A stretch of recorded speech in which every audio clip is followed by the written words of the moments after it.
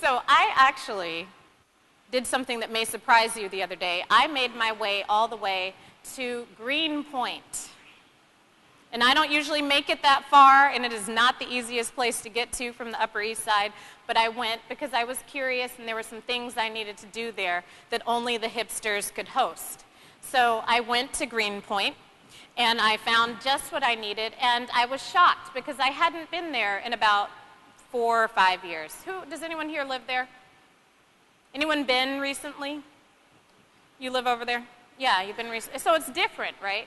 And this is the changing face of New York City again and again as populations are shifting. And what had once been this wonderful ethnic enclave of affordability now is, of course, unaffordable and a lot like Williamsburg and some other places that we've known and loved or not, and need to continue to pay attention to, because we do wonder where people are being pushed who are not necessarily able to come to a place like Park Avenue and live here.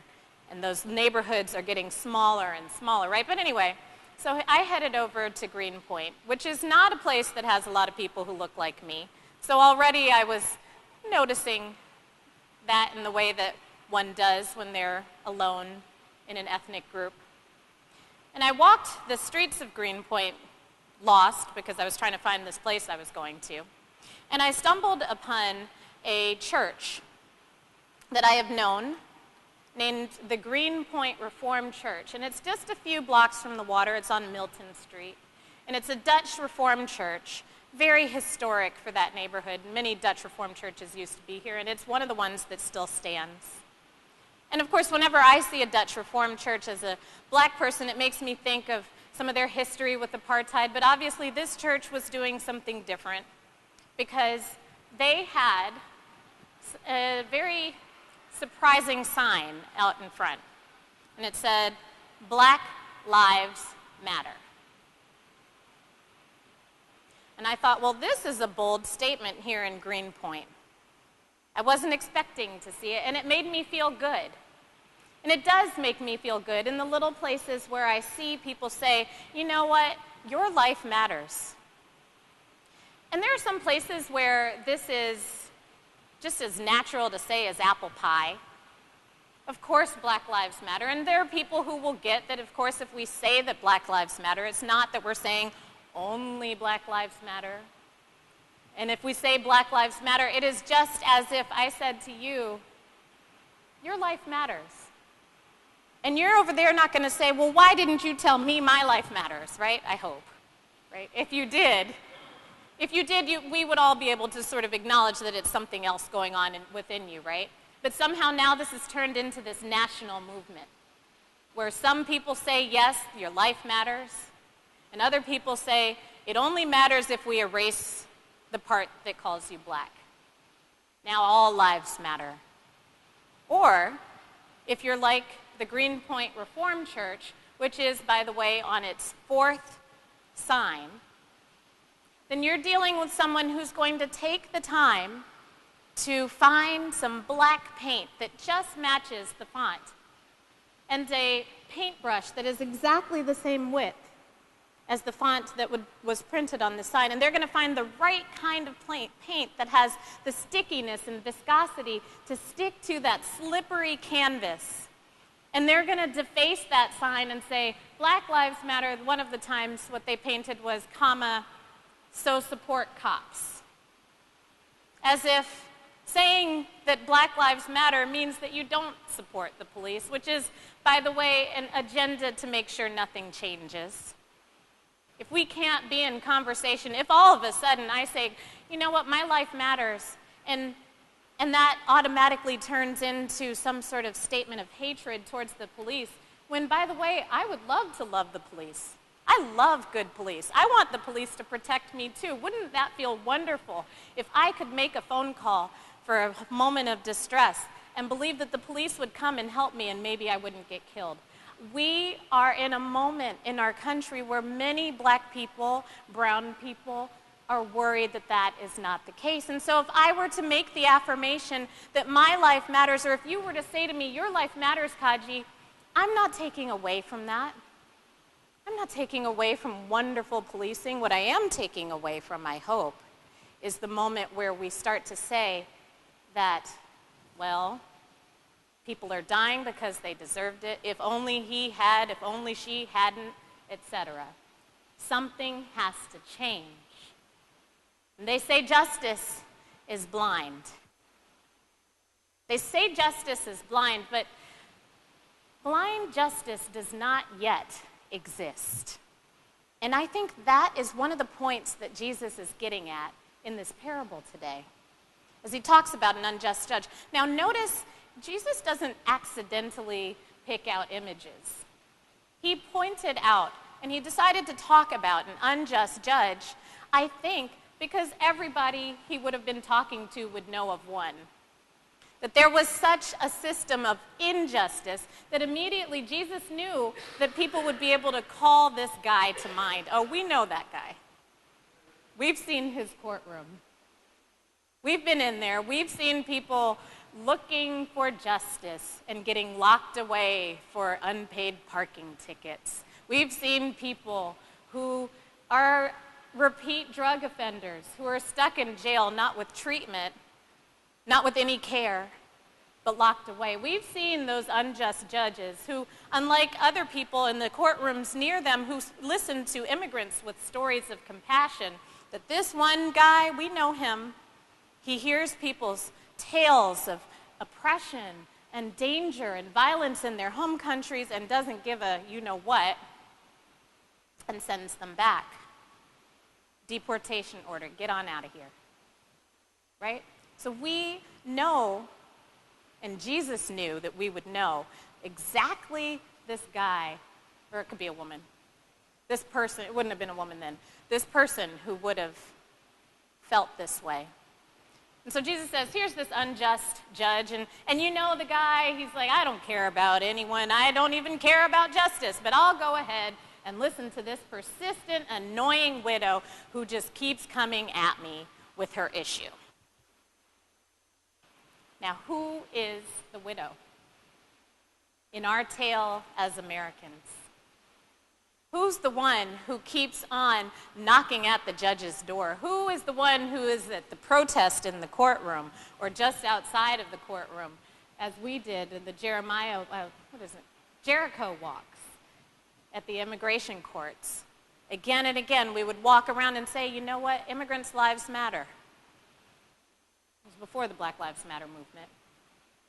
And they still show up every week to let people know who walk into these courtrooms trembling and wondering what will come of their lives, that there are clergy and there are people of faith who care about them, that their lives matter. Now, who are the widows?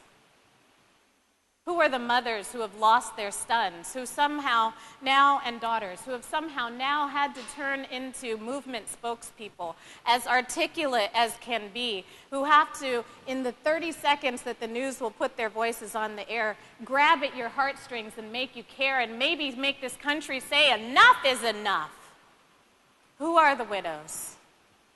Who feels the sustained energy to go again and knock at the doors of justice and say, justice ain't blind, folks, and to claim that it is to turn a blind eye to injustice? Who are the widows? Now maybe those of us who do justice work know how exhausting this can be. It really does. It kind of takes a special person, someone really stubborn, to stick with it, right? Because you can't be the go along with things person, because eventually you go into some moments of compromise. The prophets are the ones who've got, their hair isn't quite right. They might smell a little bad. They've got something going on, right? But the prophets are the ones who are going to show up day after day and challenge us and make us feel uncomfortable. And these are the widows. And we put so much on them. And we give them so little support. While Jesus is reminding us to pray always. This has been perverted into and twisted into a parable of convenience. All of a sudden, we hear this parable from Jesus that sounds impossible, where he says, pray always, and oh, maybe we should all just be quiet and pious and put our hands together and do nothing. Or maybe we can listen to St. Francis, knowing that none of us is going to sit in church all day and pray. And yes, we should pray. You're not going to hear me say that differently. But prayer involves action. Jesus was never interested in inactive prayers. Jesus was interested in making sure that we were persistent with the judge and knocking constantly. But we won't always do it, and we're not all called to prophetic life. And if we see a prophet amongst us with his wild hair, we better support him and ask him what he needs.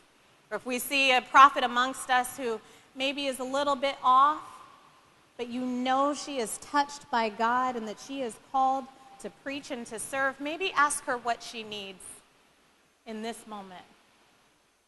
Because it's not going to be the perfect person who's dressed well. It's going to be the one who is willing to stay at the courtyard and to knock at the gate and be willing to not be left in and to proclaim, you know what, this is the day of the Lord's favor, and we believe that everyone deserves to feel that favor, and that there should be no barriers.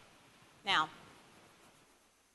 I did say that we should look at layers, and yes, we should be the persistent widow, but there's another twist to this, because I believe, too, that God is the persistent widow. And work with me here, because sometimes we can be the unjust judge. We can be the one who doesn't want to hear it anymore.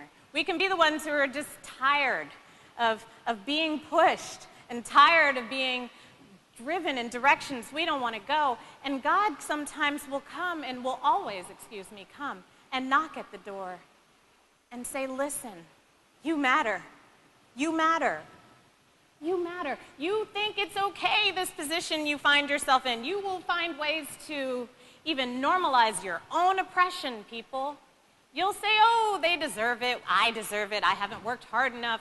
I didn't pray enough. I wasn't praying ceaselessly. And God will still be knocking at your door and saying, oh no, persist in knowing this. You are my beloved, in whom I am well pleased. You are anointed and favored by God. And you can never step out of my favor. God will always persist in reminding us this. And there will be people who will tell us no. The people will tell us no. And they will say, no, you aren't quite right. And God will push through it anyway. And God will never, ever stop. This persistence is holy. When Jacob struggled with an angel at Peniel. And the angel and he struggled all through the night. And at the end of the time of struggle, Jacob was smart. And he said, you cannot go. And he persisted. He persisted in pulling at the angel and said, please do not go until you give me my blessing, because I'm not going through this struggle for nothing. I am not going this struggle in vain. You will give me my blessing, please. And the angel gave it to him. And Jacob knew. And others in the stories, the widows, Ruth and Naomi, in the moment where she wanted to leave and she knew she should, but she said, you know what, I am going to persist. Where you go, I will go. Your people will be my people. She stuck with it and persisted. The women who followed Jesus everywhere, even when the men couldn't figure out how to do it, who would follow him all the way to the cross, and then would follow him to the tomb. They persisted. And you know what they got to see? The risen Lord. There are rewards to our persistence. And God's persistence in remaining with us through everything is so reliable, is such something that we can count on, that we've got to remind ourselves again and again that God will never abandon us. Amen? So reach into whatever space of injustice that you see around you, and know that you've got sisters and brothers in the journey. You're not on your own. They're here in this room. You might even look at them. And know that you are never to be on your own, that God will always persist in blessing you. Because the blessings never, ever end. You matter, folks. Amen.